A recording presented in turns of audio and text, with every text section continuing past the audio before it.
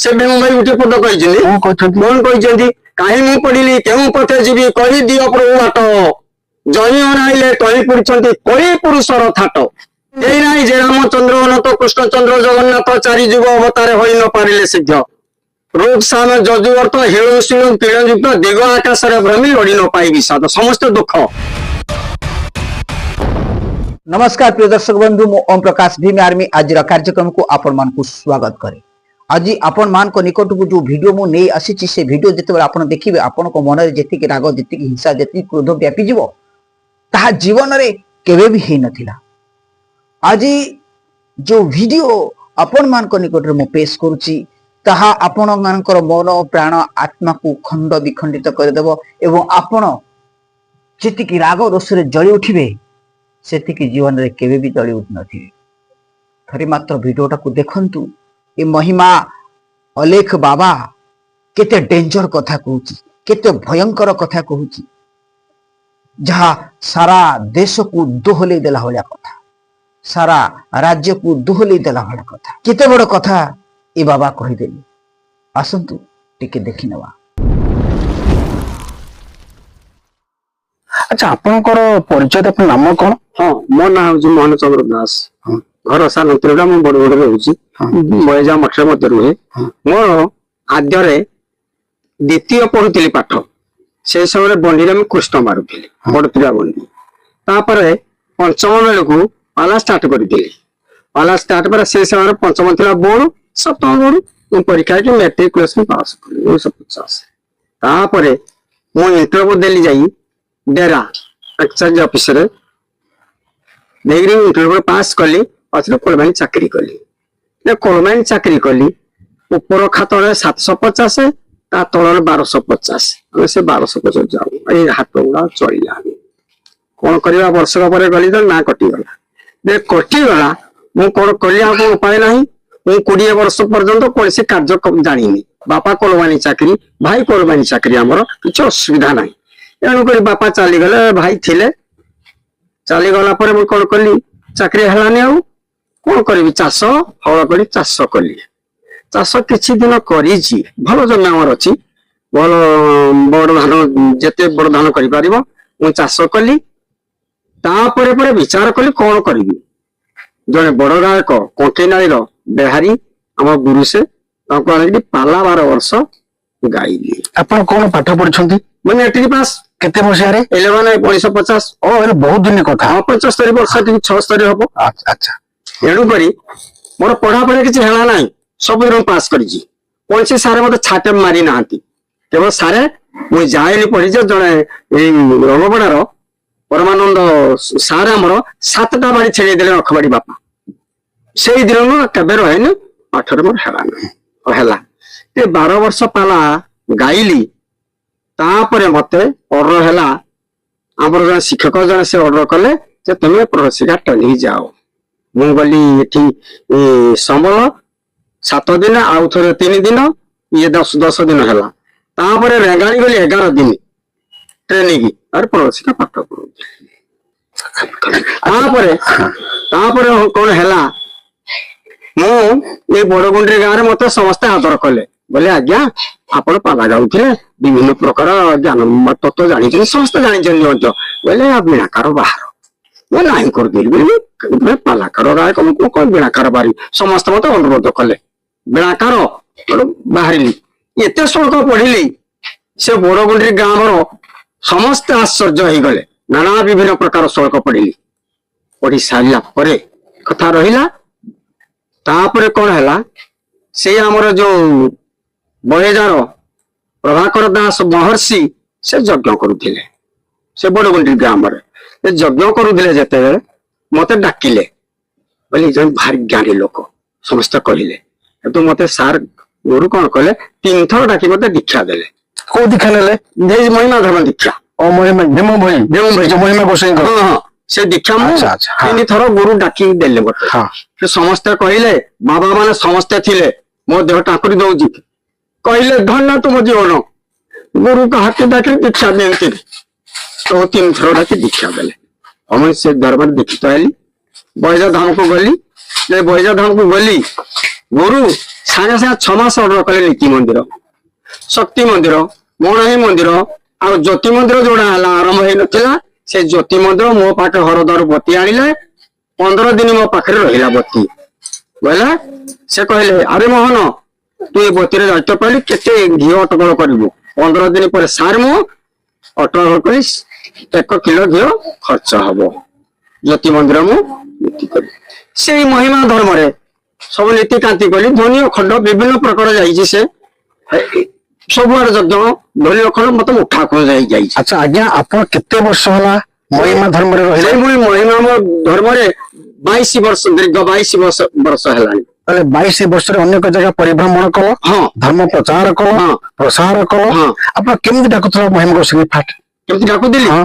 ଶ୍ରୀ ଗୁରୁ ମହାବ୍ରହ୍ମ ମହାମହିମା ଜଗତ ମଙ୍ଗଳ ଭଗତ ମଙ୍ଗଳ ଗ୍ରାମ ମଙ୍ଗଳ ବିଶ୍ୱ ବ୍ରହ୍ମାଣ୍ଡ ରକ୍ଷା କରନ୍ତୁ ଆପଣଙ୍କର ସୃଷ୍ଟି ଆପଣ ରକ୍ଷା କରନ୍ତୁ। ଏ ପିତା ପରମେଶ୍ୱର ବୋଲି ଡାକୁ ଦେଇ ସେ ମଧ୍ୟ ଏ ବ୍ରହ୍ମ ଲେଖ ଶ୍ରୀ ଗୁରୁ ମହାବ୍ରହ୍ମ ମହାମହିମା ଲେଖ ବ୍ରହ୍ମାଣ୍ଡର ପାପର ଉଶ୍ୱାସ କରନ୍ତୁ, ଭାରା ନିବାରଣ କରନ୍ତୁ, କଳି ଭାଙ୍ଗି ସତ୍ୟ ପ୍ରକାଶ କରନ୍ତୁ, ସୁରପତି ଇନ୍ଦ୍ର ସୁରୁନ୍ତୁ, ସ୍ୱପ୍ନା କୋଟି ଜୀବ ମାଳିକ ଏ ପଡ଼ିଦାତ ସ୍ୱାମୀ ସର୍ବ ମଙ୍ଗଳ କରୁ।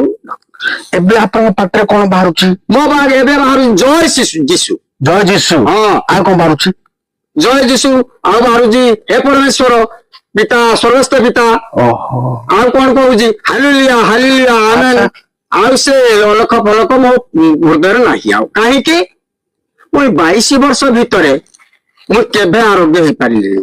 ଆରୋଗ୍ୟ ଅର୍ଥ ମୋର ହାଇ ବିପି, ଗ୍ୟାଷ୍ଟ୍ରିକ, ଏସନଫୋଲିଆ ଏଗୁଡାକ ଏকেবারে ଦୂର ଟିକେ ହେଲାଣି।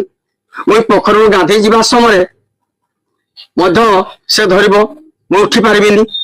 ଯୋଉ ଟକ ତୋରାଣି ଆଣନ୍ତି କୋଉଦିନ ଆଣେ ଯେ ପିଏ, କୋଉଦିନ ଶୋଇକିରି ମଧ୍ୟ ପିଏ।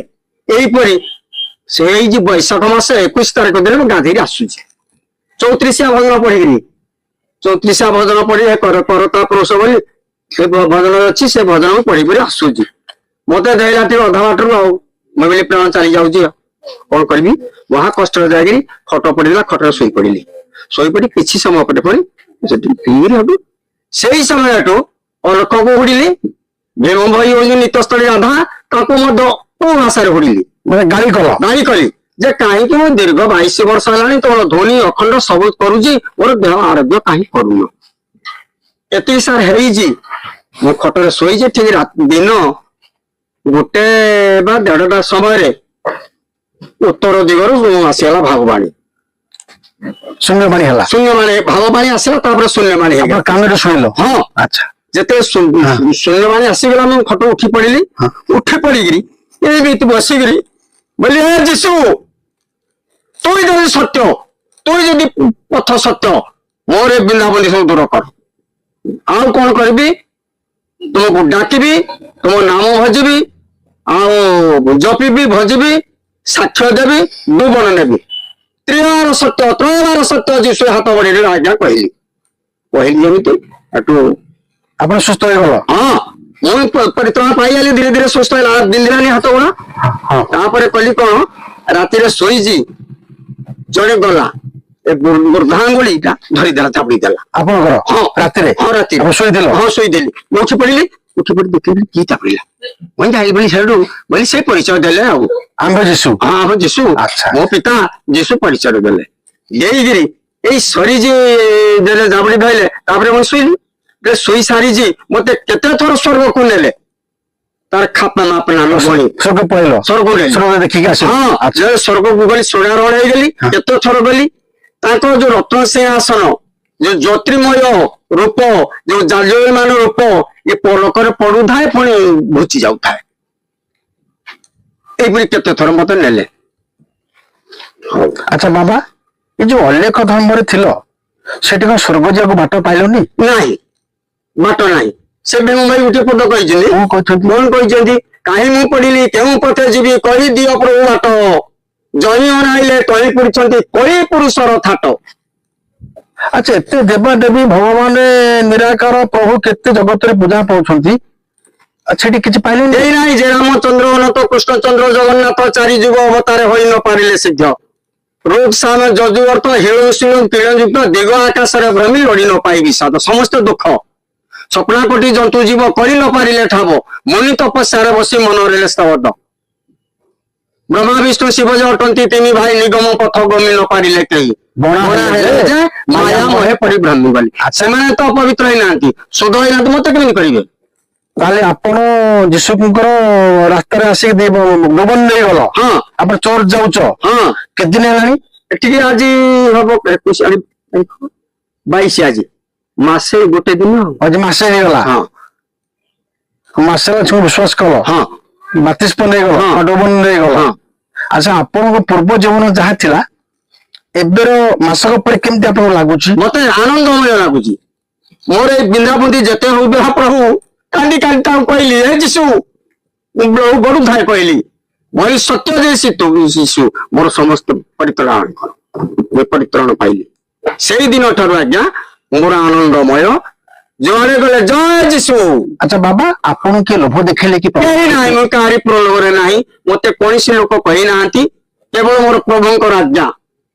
ଆଚ୍ଛା ବାବା ମଲେ କଣ ସ୍ୱର୍ଗ ଯିବା ଆଶା ଅଛି? ହଁ ଯାଇଛି ଯିବି ନା ଆଉ ଇଏ ଖ୍ରୀଷ୍ଟିଆନ ଧର୍ମ ଥରେ ଯାଇଛି ଆଉ ଥରେ ଯିବି ନିଶ୍ଚୟ ଯିବି। ଖ୍ରୀଷ୍ଟିଆନ ଧର୍ମ ଲୋକମାନେ କହୁଛନ୍ତି ଏ ବାଇବଲରେ ଲେଖା ବି ହେଇଛି ଯୀଶୁଙ୍କୁ ଯେ ବିଶ୍ୱାସ କରିବ ସେ ସ୍ୱର୍ଗ ଯିବ। ହଁ ଏ ସତ କଥା? ହଁ ସତ୍ୟ ଆପଣ ସ୍ୱର୍ଗ ଯିବ ଆଶା ଅଛି? ଦେଖନ୍ତୁ ପ୍ରଭୁଙ୍କ ନାମ ଅନେକ ଅଛି ଗୋଟିଏ ନାମ ଖୋଜିଲେ ସତ୍ୟ ସତ୍ୟ ହିଁ ଈଶ୍ୱର।